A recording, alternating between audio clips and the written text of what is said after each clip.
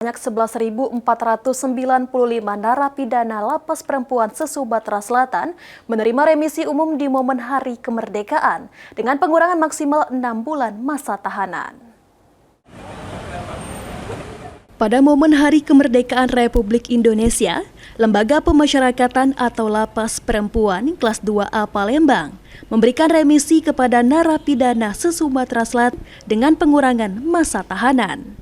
Kepala Kantor Wilayah Direktorat Jenderal Pemasyarakatan Provinsi Sumatera Selatan, RWD Supriyatno, mengatakan, dari total hunian sebanyak 15.692 narapidana, ada sebanyak 11.495 narapidana menerima remisi umum untuk pengurangan masa tahanan maksimal 6 bulan yang diberikan setiap tanggal 17 Agustus. Selain itu, Lapas Perempuan kelas 2A Palembang juga memberikan remisi dasawarsa yang diberikan setiap 10 tahun sekali. Sebanyak 12.124 orang narapidana dengan pengurangan masa tahanan maksimal 3 bulan penjara.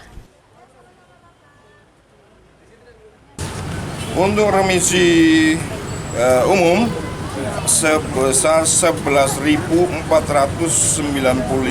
orang, ya. Itu yang remisi umum, ya.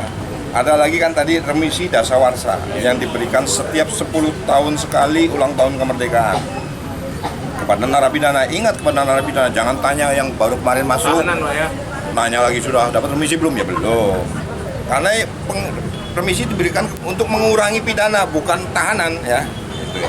Kemudian yang dasawarsa tadi 12.124. Sementara itu, Wakil Gubernur Sumatera Selatan Ci Ujang mengatakan, dari jumlah narapidana yang mendapat remisi, sebanyak 461 orang narapidana mendapatkan remisi bebas, sementara sisanya mendapat remisi pengurangan masa tahanan.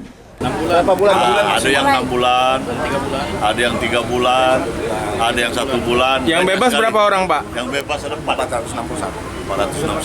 Sementara remisi yang diberikan kepada narapidana sebagai penghargaan negara bagi warga binaan yang taat aturan dan aktif dalam program pembinaan.